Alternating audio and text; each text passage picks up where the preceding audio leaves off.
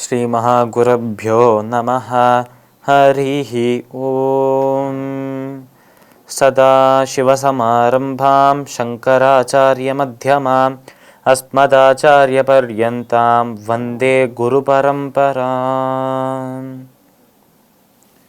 GeM டிவியின் நண்பர்களுக்கு எனது வணக்கங்கள். இன்றைய நாள் அனைவருக்கும் இனிய நாளாக அமைய எல்லாம் வல்ல இறைவனை வேண்டி இன்றைய எம்மதமும் நம்மதமே நிகழ்ச்சிக்கு செல்வோம். இன்னைக்கு நம்ம ஸ்ரீ ஹயக்ரீவ ஸ்தோத்திரத்திலேருந்து ஒரு ஸ்லோகத்தை விளக்கத்துடன் பார்த்துட்டு நேற்றைய தினத்தின் நீதி கதையின் தொடர்ச்சியை காண்போம். அவ்யாக்ருதாத் வியாக்ருதவான சித்பம் நாமானி ரூபாணி சயானி பூர்வம் சம்சந்தி தேஷாம் சரமாம் பிரதிஷ்டாம் வாகீஸ்வரத்வாம் த்வதுபக்ஞவாசஹ. இந்த ஸ்லோகம் ஸ்ரீ ஹயக்ரீவ ஸ்தோத்திரத்தின் 12வது ஸ்லோகம். இந்த ஸ்லோகத்தில் நாம் ஹயக்ரீவரை பார்த்து பிரார்த்தனை செய்கிறோமாம்.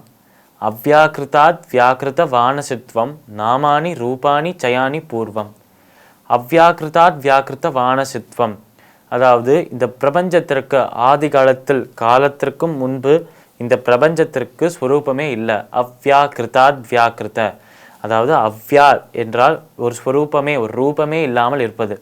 அதாவது இந்த பிரபஞ்சமே தோன்றவில்லை, இந்த பிரபஞ்சமே உருவாகவில்லை என்றே சொல்லலாம். அப்படி உருவமே இல்லாமல் ரூபமே இல்லாமல் உருவாகாத ஒரு நிலையில் இருந்ததாம் இந்த பிரபஞ்சம். அவ்யாக்ருதாத் வியாக்ருத, அப்படி உருவமே இல்லாமல் ரூபமே இல்லாமல் இருந்த பிரபஞ்சத்திற்கு ரூபத்தை அளித்தாராம் நம்மளோட ஹயக்ரீவர். அதாவது அதற்கு முன்பு யாருமே செய்யாத ஒரு செயலாக நம்ம ஹயக்ரீவர் தான் இந்த பிரபஞ்சத்தை உருவாக்கினார், இந்த பிரபஞ்சத்தை படைத்தார் என்று இந்த ஸ்லோகத்தில் சொல்கிறோம். அவ்யாக்ருதாத் வியாக்ருத வானசித்வம் நாமானி ரூபாணி சயானி பூர்வம். அனைவருக்கும் முன்பு இவர்தான் இந்த ஒரு பிரபஞ்சத்தை உருவாக்கினார்.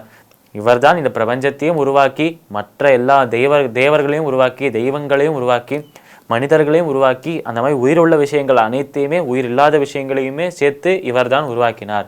சொல்லப்போனால் அனைத்தையும் படைத்தவர் இவர்தான் என்றே சொல்லலாம். ஏனென்றால் ஹயக்ரீவராக இருக்கும் பெருமாள் நாராயணன் தான் பிரம்மாவை படைத்தார். பிரம்மா நம்ம எல்லாருமே படைத்தார் என்றால் அந்த பிரம்மாவையே படைத்தவராக இருப்பவர் பெருமாள். அப்போ நம்ம எல்லாரையும் படைத்தவர் அவர்தான் என்றே சொல்லலாம். அப்பேற்பட்ட நம்மளையெல்லாம் படைத்த விஷ்ணுவாக நம்ம எல்லாம் படைத்த அந்த நாராயணனாக இருக்கும் பெருமாளின் ஒரு அம்சம், அவரின் ஒரு சொரூபம்தான் ஹயக்ரீவர். அப்பேற்பட்ட அந்த ஹயக்ரீவர் அனைத்து விதமான இந்த பிரபஞ்சத்தையும் பிரபஞ்சங்களையும் இந்த நம்மளோட பூமியையும் பூமி போன்ற பல கிரகங்களையும் நம்மை போன்ற பல ஜீவராசிகளையும் அவர்தான் படைத்தார். அப்படி படைத்த அனைத்திற்குள்ளும் அந்தர்யாமியாக அவர் இருக்கார் என்று சொல்றார். நம்மளோட ஹயக்ரீவர் ஒருவருத்தருக்குள்ளேயும் அனைத்து மனிதர்களாக இருக்கவும் சரி, உயிருள்ள விஷயங்கள் உயிரற்ற விஷயங்கள், ஏன் இந்த பிரபஞ்சம் முழுக்கவே அவர்தான் பரவி இருக்கார் என்றே சொல்லலாம். இப்படி அனைத்திற்குள்ளும் பரவி இருக்கும் அந்த ஒருத்தராக இருப்பவர் நம்மளோட ஹயக்ரீவர். அதனால்தான் அவருக்கு அந்தர்யாமி என்று பெயர். இந்த ஸ்லோகத்தில் அதான் நம்ம சொல்றோம். அவ்யாக்ருதாத் வியாக்ருத வானசித்வம் நாமானி ரூபாணி சயானி பூர்வம் சம்சந்தி தேஷாம் சரமாம் பிரதிஷ்டாம் வாகீஸ்வரத்வாம் ததுபக்ஞவாசஹ.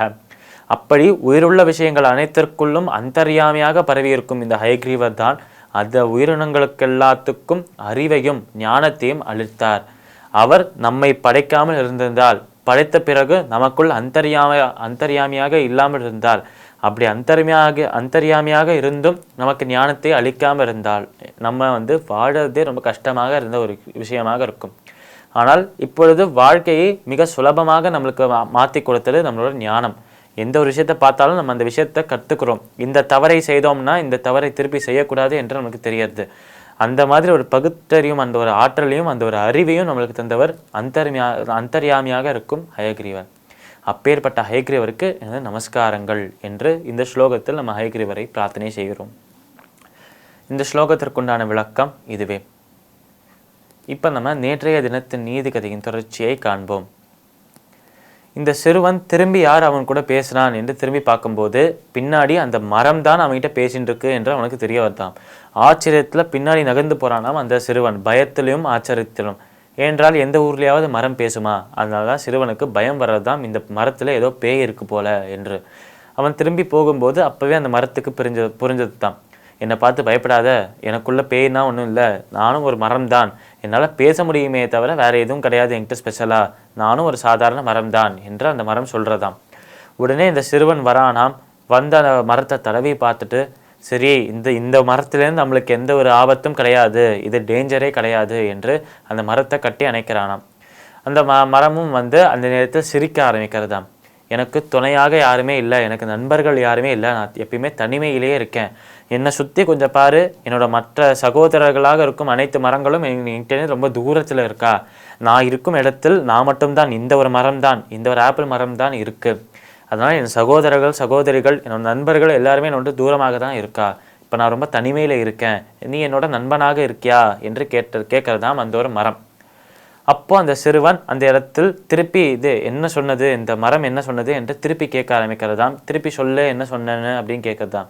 என்னோட நண்பனாக இருப்பியா என்று கேட்கிறேன் என்று 2வது முறையாக அந்த மரம் கேட்கறதாம். அப்போ அந்த சிறுவன் அந்த இடத்துல யோசிக்க ஆரம்பிக்கிறானாம் கொஞ்சம். அப்படி அந்த சிறுவன் என்ன யோசித்தான், இந்த மரத்து கூட அவன் நண்பனாக ஆனானா இல்லையா, அந்த சிறுவன் பண்ண அந்த ஒரு யோசனை, அந்த ஒரு பிளான் என்ன, நாளை தினம் பார்க்கலாம். மீண்டும் நாளை சந்திப்போம். நன்றி, வணக்கம்.